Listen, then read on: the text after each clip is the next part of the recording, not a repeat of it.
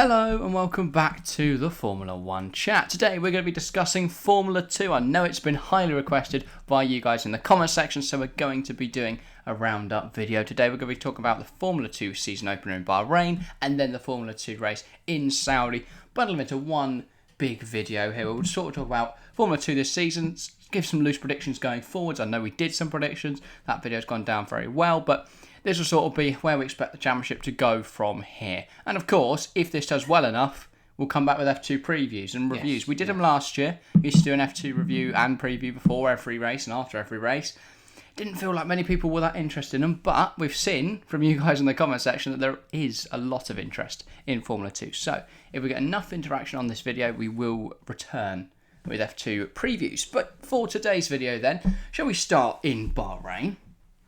F2 overall, across the first two races, really strong start to the season for some. Some are a bit behind where they probably want to be, but obviously there's still a lot of points to be on offer and races to be won. Of course. But yeah, Bahrain.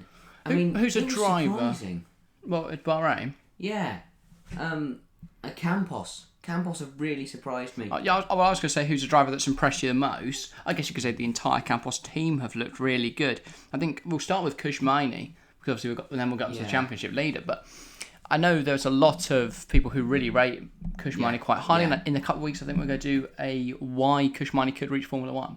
Or who will be the next Indian F1 driver, or something like that. So look out for that if that sounds like something you'd enjoy. But yeah, he's looked really impressive. I'll be honest, coming into this season, I didn't have many great expectations. I didn't think Campos would be that quick, so I thought he'll do all right. He'll probably outperform Boschung, but I didn't think he'd perform overly well. So far, he's 9th in the championship, 18 points in the first two rounds.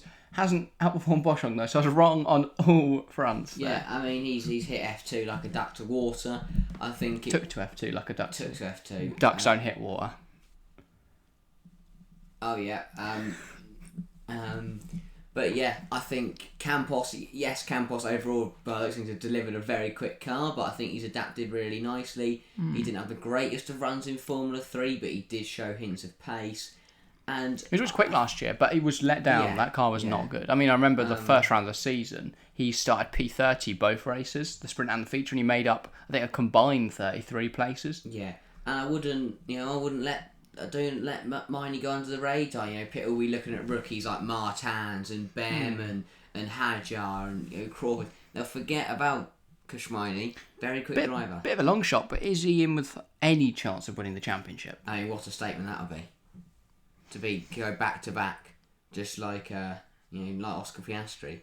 Not back to back. Miney, I was going to say, I was really confused to what you're on about there. Like step up, double to F1. Consecutive jumps to the ladder. I don't think it could happen. I think Miney's an incredible talent, don't get me wrong. I don't think he's quite Formula 2 champion yet. I think there's a strong group of drivers ahead of him at the moment. I think there's still quite a few drivers that haven't hit their full potential yet in the first two races. No, I think the driver in P2 in the championship hasn't hit their full potential. But we'll start with P1 since we're on Campos. Yeah. Ralph Boschung has surprised everyone. I mean, he is in his sixth season of Formula 2. Yeah, he's in his sixth season of Formula 2. So I think he'd be a bit accustomed to the style of the car, and he stayed the same team. He hasn't changed team at all in those 6 years. Has he not? No. Wow. I don't think so. Anyway, I might be wrong on that. Always been loyal to that Campos team then. I think it's interesting that this year suddenly become his year. Obviously, last year had a lot of back problems after a crash in Baku, and then we never really saw him again. We saw a lot of shame, rookie appearances. Thing is, Boschung's been really impressive this season. Don't get me wrong, but I do feel it's a bit of a waste having him in Formula 2. Oh, definitely. Because while he's impressing, realistically, Ralph Boschung won't drive in Formula 1. Even if he wins the championship this year, he won't be in Formula 1. Well, exactly my point. I feel, he's quite quick, but it seems he's guaranteed to go to, well, probably touring cars. I know we're probably leaving it to the end, but if I was to make one now on Campos, it would be that I don't think they'll be as high as they are coming into the season.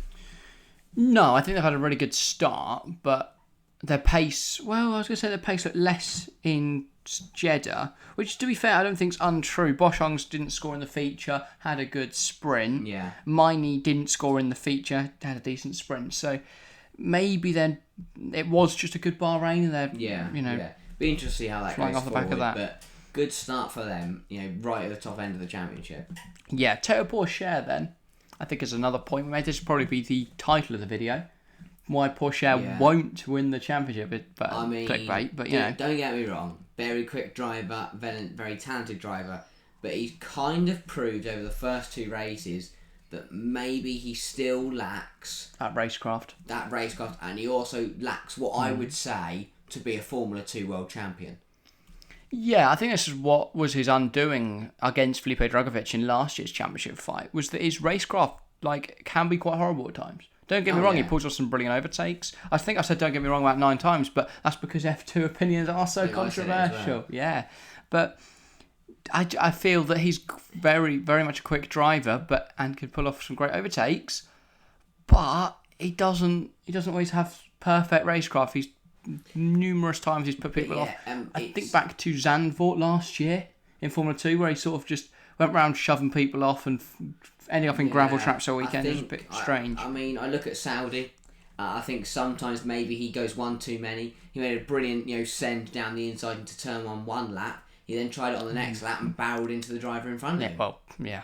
Smashed up Ollie Behrman, put him out of the race, which was incredibly harsh. Behrman was having a sensational race until that point, but I think flawless though in Bahrain. So it's hard to weigh up. He scored nothing in Jeddah, but he was good in Bahrain. Sensational at Bahrain, but it's very track. I think, as I've still got my reservations about Theo Pourchaire. Very quick driver, but as I said, maybe still lacks that F2 world champion material.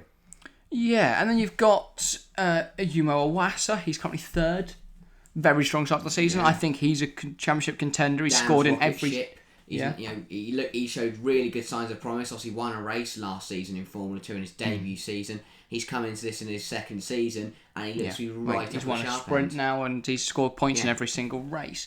And then Frederick Vesti won the feature. Is he in with can he win the championship? He is, and this is because he is a George Russell-like driver. He drives forward at a decent pace, lets chaos descend around him, and then he's the one that is there to pick up the pieces. But he is dependable.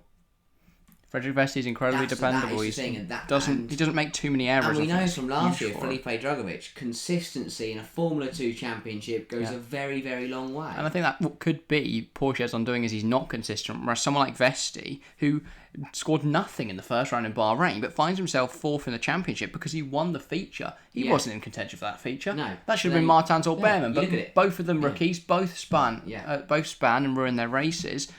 Whereas then Frederick Vesti, chilling in 3rd, comes through and takes that win. So even Durner was ahead of Vesti until you and I messed up the pit stop.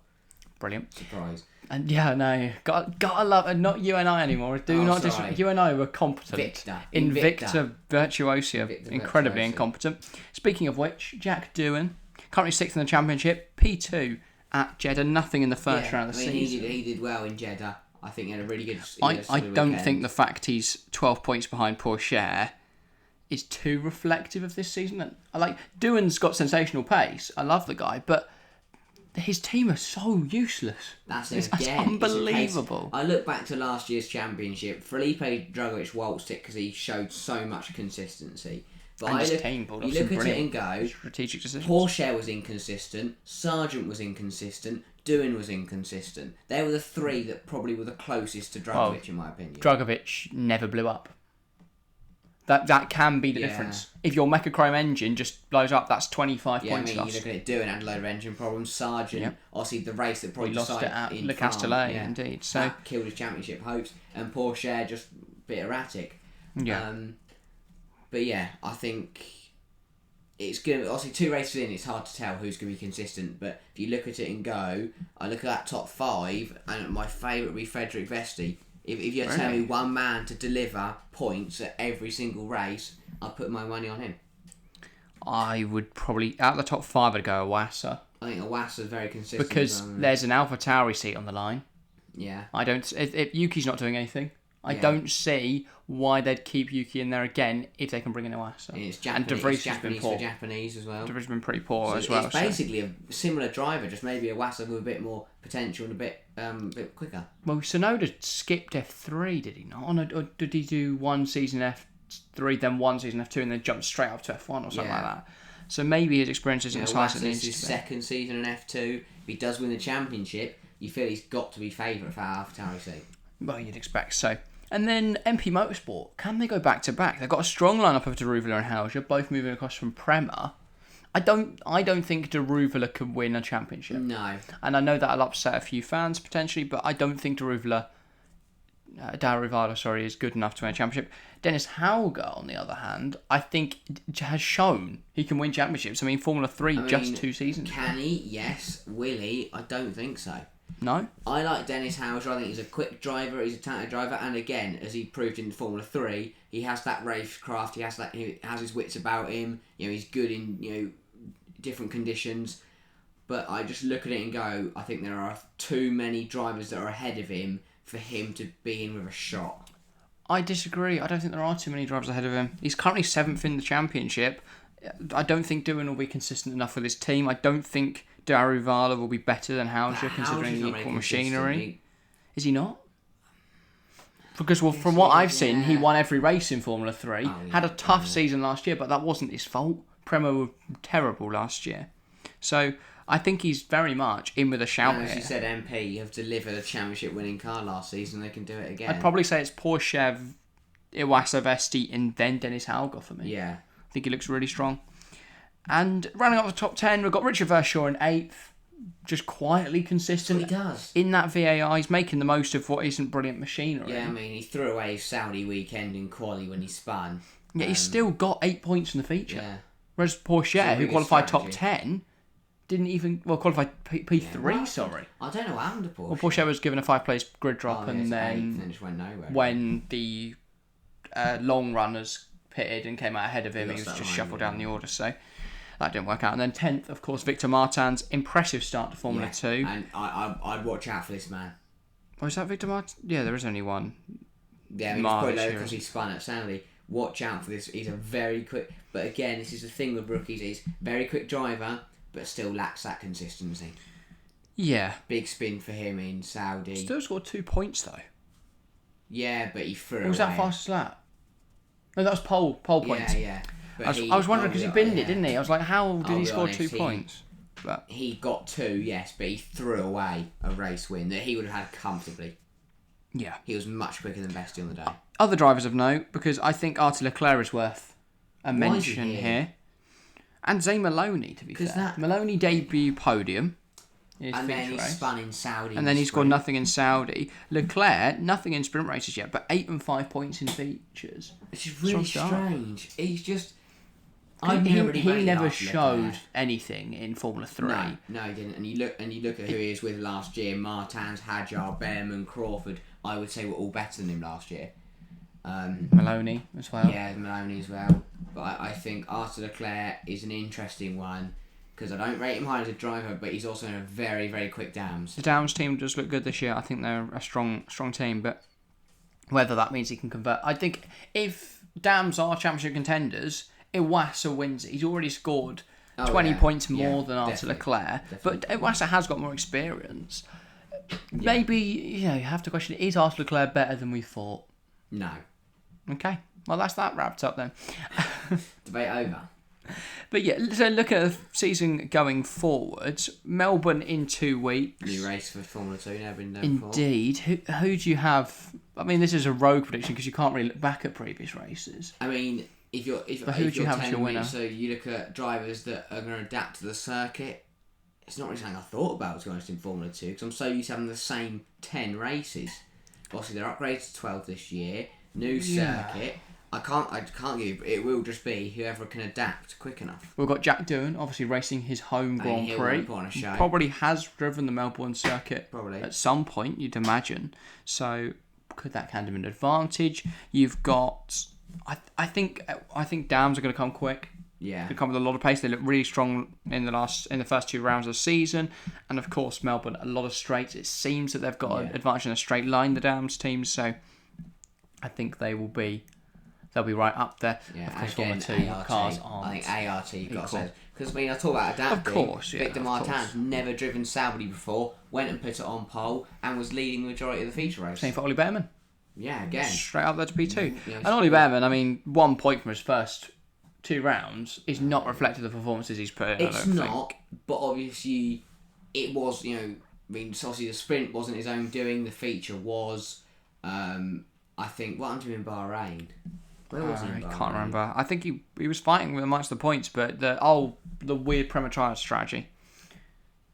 They hung him out. They pitted him too early, and then the tyres died, and he was locking up and running off everywhere. Yeah, it does seem that's happening in Saudi feature as well. It just seems a bit of a whether it's I think it's hard to tell whether it's Prem or whether it's his time management. It's probably a bit of both. Baffles me is you always see in Formula 2 the drivers that are really low on the grid go for the alternate strategy and just win every time. So why? Well, they don't win, but they get high up into the points. Yeah. So if you're 5th, slap on the mediums.